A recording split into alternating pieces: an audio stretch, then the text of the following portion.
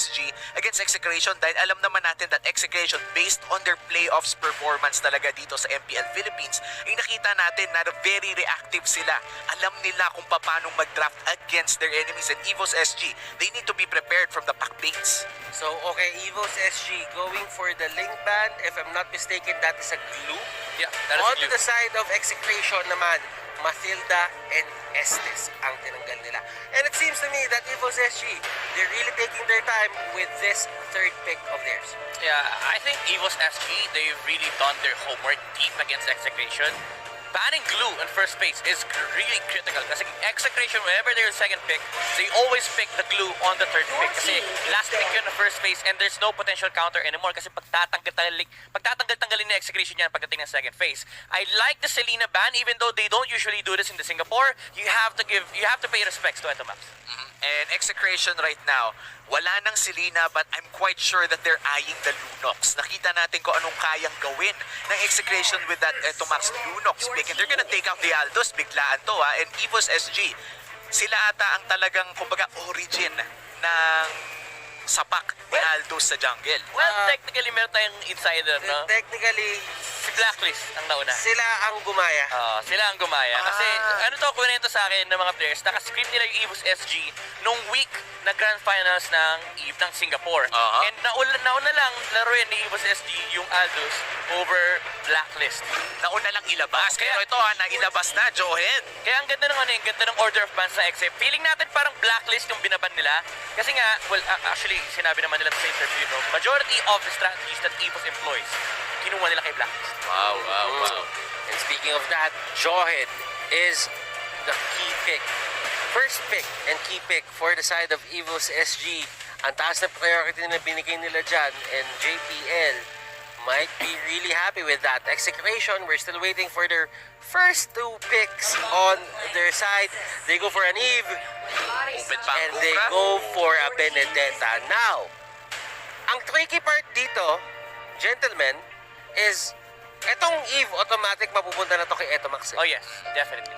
But etong Benedetta can go to KelVJ, can go to Kelra, and can even go to Renjo. Yeah, most people would say na it is gonna be an Eve Kufra, pero alam kasi na Execration, okay, naka-join na si Evos SG, they don't usually play join side lanes in Singapore. There's no sense picking up the Kufra as early as now. Pwede natin i-flex yung second pick option for Execration. Kinuha nila yung Benedetta, again, as Bado said, ginagamit nila to both on Renzo and KLVJ. So that gives you the flexibility option, and at the same time, you can see two more heroes on the side of Evos SG before you start picking up the Kufra. And look at this, Evos SG, they're going for early game damage. A Jawhead plus a Granger, sinabayan pa nga ng Lunox. This is already immediate access to a lot of burst damage. Kailangan mag-ingat ang Execration in early fights that they take. Dahil ang Jawhead at ang Granger, the moment they get there, kahit nga wala pang first item, masakit na agad yan. Pero Execration, this is gonna be a Kelra special, a Harith going into their hands. Yeah, actually naglabanan sila dito ng key heroes. I thought they would have picked up the Popolit Koopa. Kasi it's weird picking up the Harith against the Lunox. Pero nakita natin kanina sa head-to-head matchup, yung most played ng gold lane nila, it's both the Harith. So iniipit lang ni Execration si Evos SG pagdating sa gold lane. Although, pwedeng i-flex ni Evos yung Lunox into the side lane, but then again, you have the problem na hindi mo pa kasi kita kung anong lane yung lane yung lalaroin ng Benedetta. And the band's second wave is gonna come in just a bit. Execration, sila naman ang nag-iisip ngayon. And as you can see, yung atmosphere dito sa kanilang playing area, talaga nakikita mo si Pakbit subsob na subsob siya dun sa mahiwagang laptop niya. And talagang nag-check na siya ng pattern eh.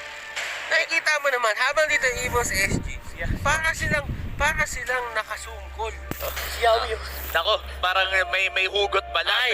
Ay, ang akin lang dyan, Soul is one of the OGs.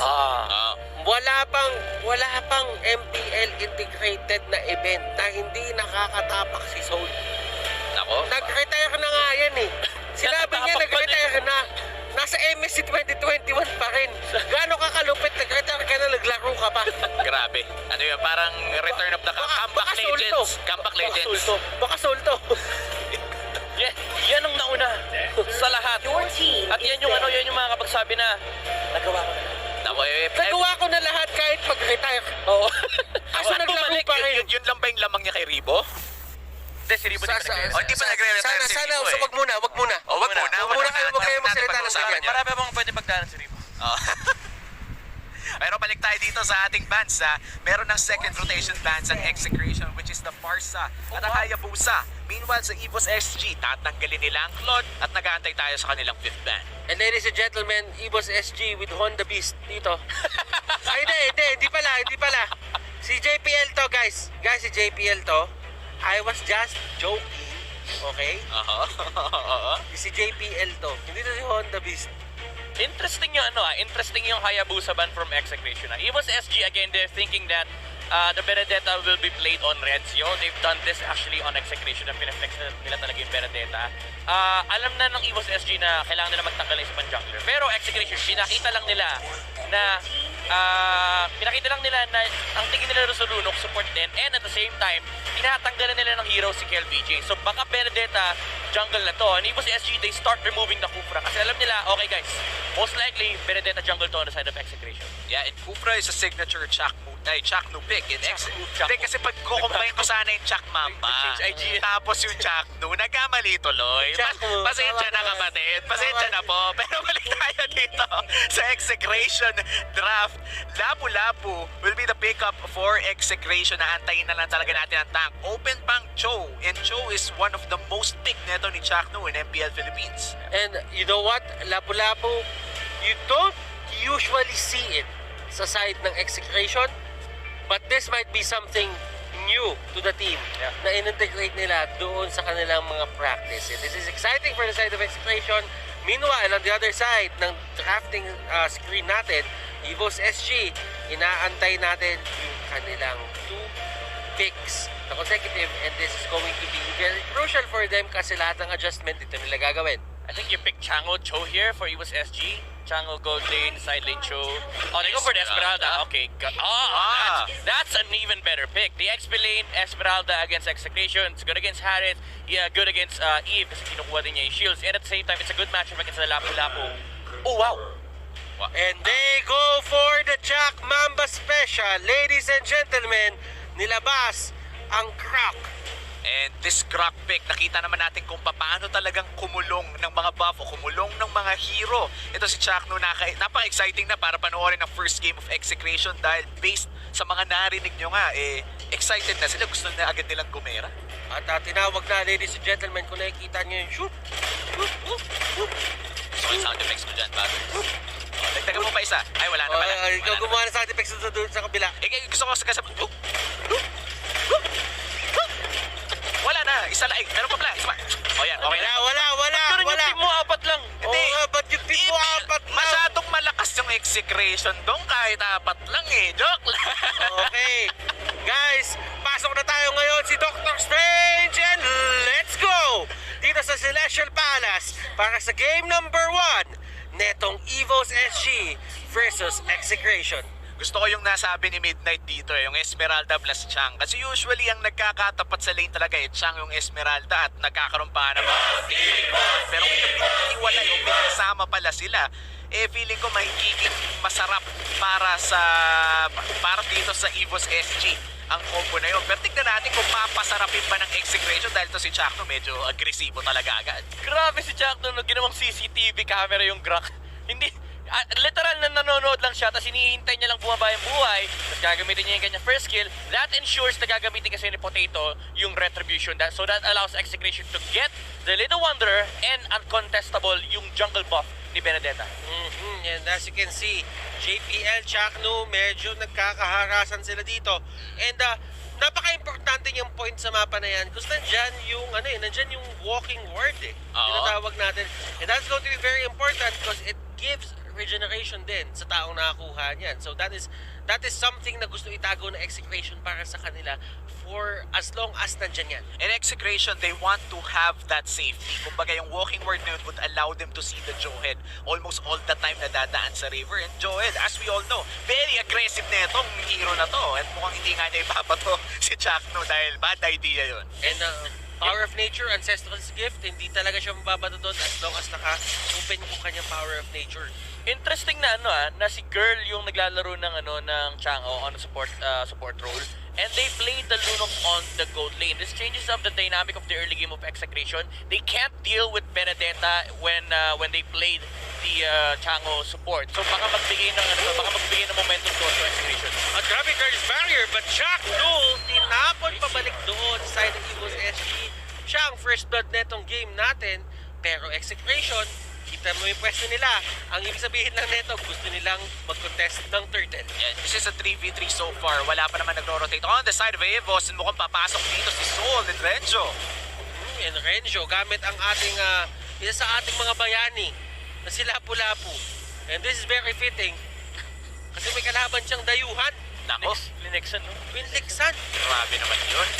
Sabi niya, defend the country. Defend the land. Defend the land, sabi ni Execration. Alam mo, may isang linya pa nga dun, Omi, Ano yun? Midnight si Lapu eh. Huwag dito sa aming lupain. Eh, technically kasi online to. Pero pwede mahirap. din natin sabihin. Oy! Ay, ano yun? Oy! Pero Soul going in!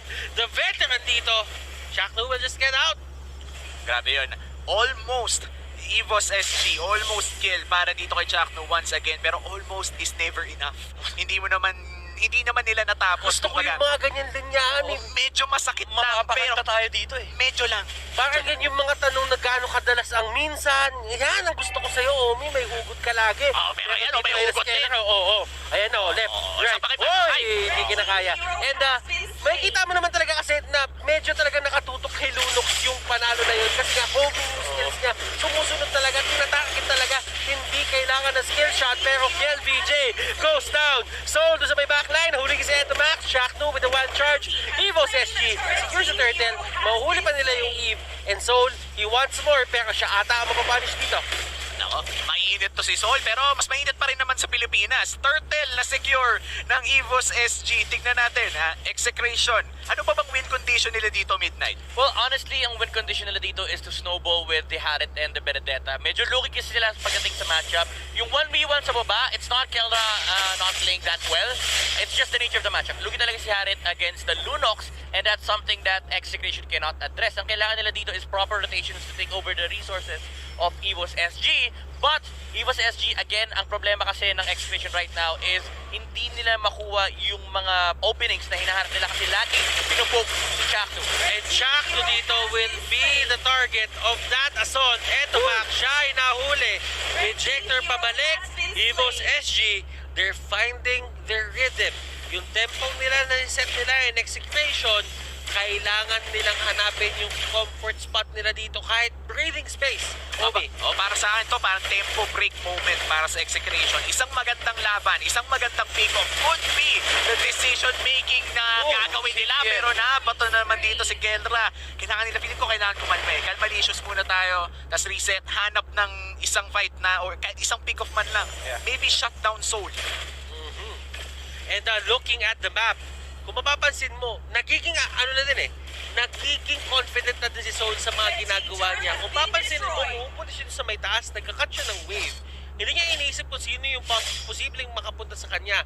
And this is a sign for Evos SG na alam nila na kontrolado nila yung mapa ngayon.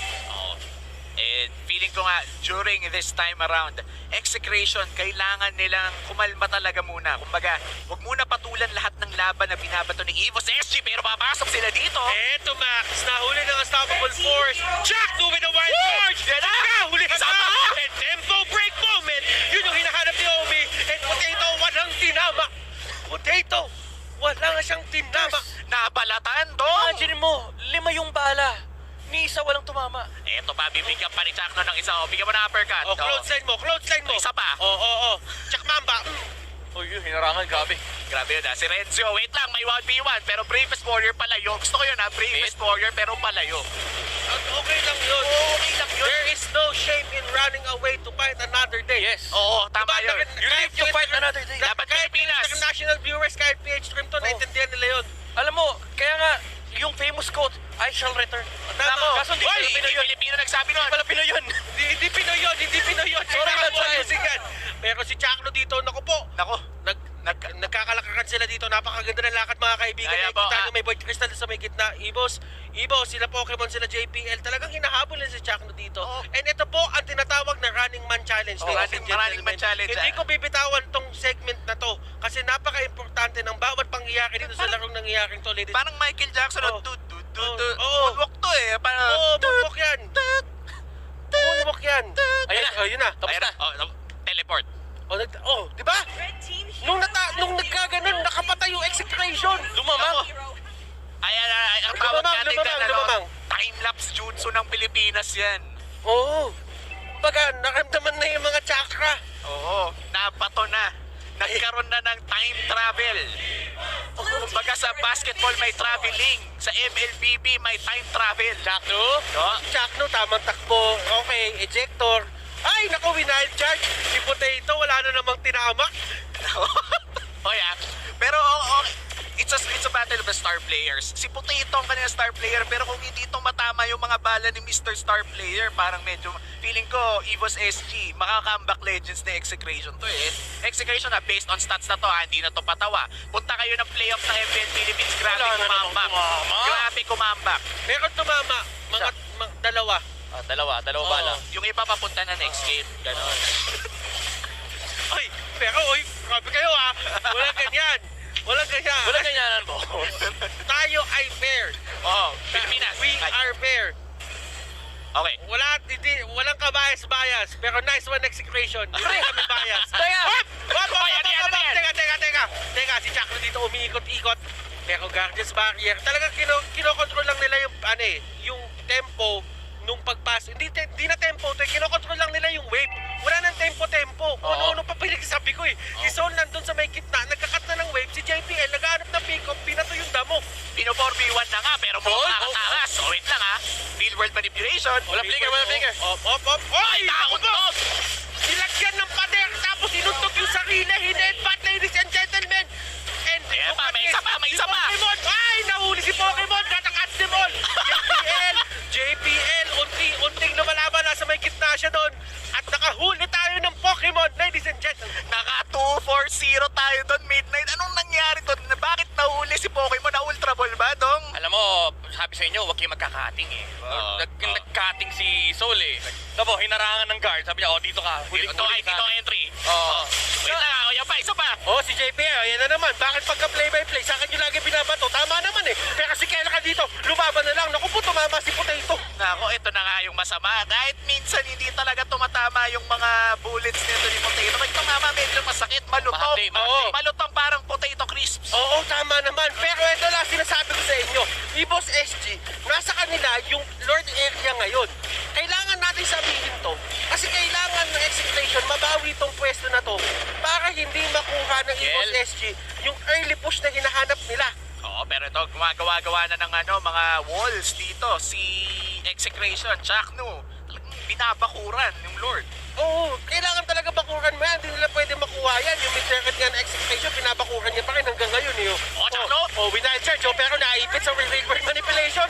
Naku po, naipit sa boxing ring. Eto na, si Rencho tumalon sa may pinakalikod. Bravest Warrior, palabas. And here comes a flicker. And another flicker. And si Potato, wala siyang rondo palabas. Naku, paano makakarondo palabas? Nabalatan na agad ang patatas ng Execration sa pagpasok pa lang niya with his Rhapsody.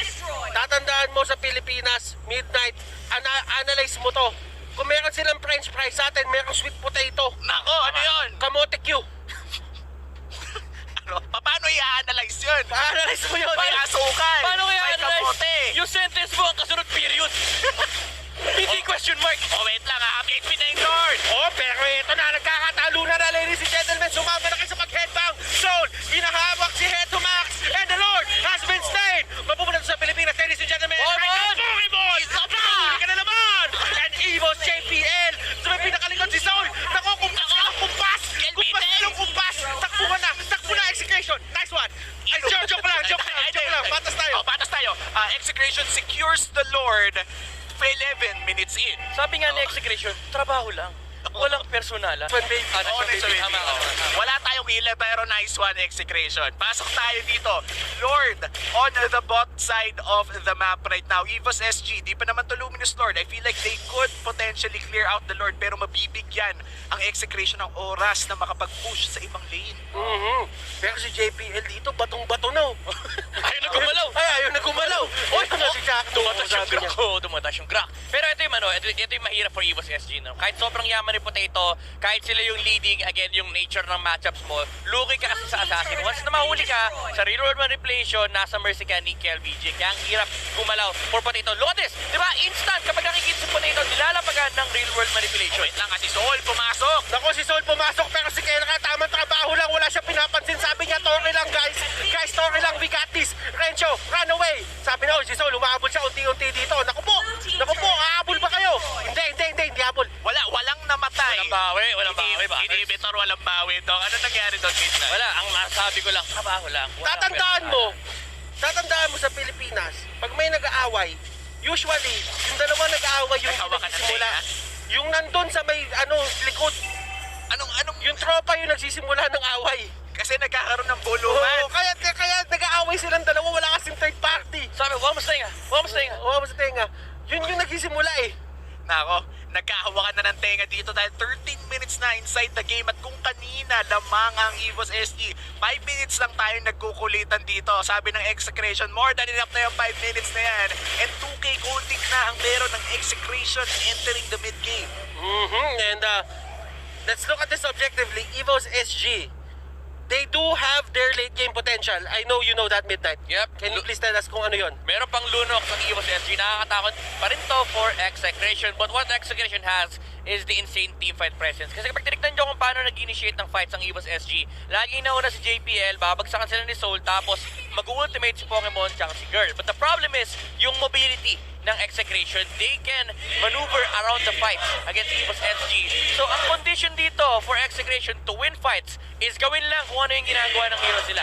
Si Evos SG dapat perfect execution. Yeah, and for Evos SG, dahil nga kailangan nila ng perfect execution, napakaliit ng room for error. Isang pagkakamali nila ay pwedeng abusuhin ng Execration ng napakalaki yun. And that's what gave Execration this lead to begin with. Necklace of Duran's pick up dito para kay Eto Max. This is gonna be very important at mukhang magkakaroon na naman ng laban na walang bawi.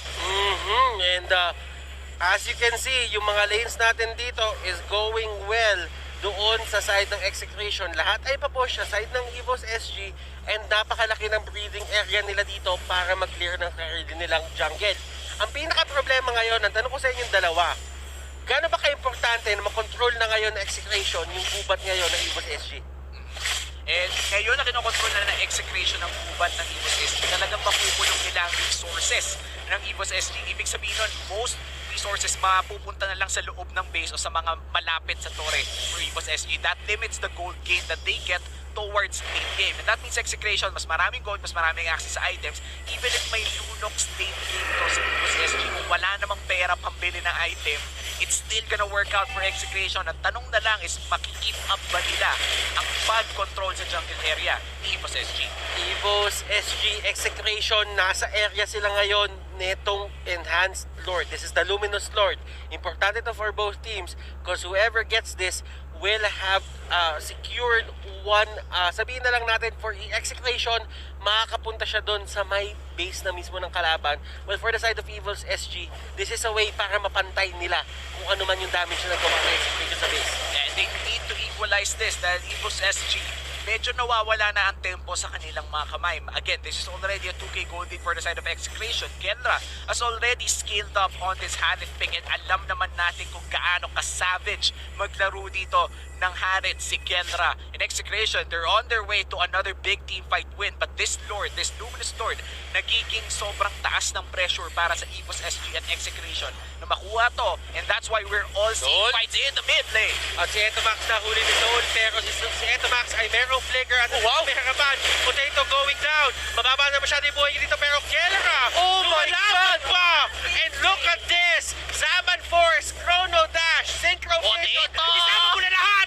At si Rencho going in! Pasok na pasok, dinaktak, ladies and gentlemen.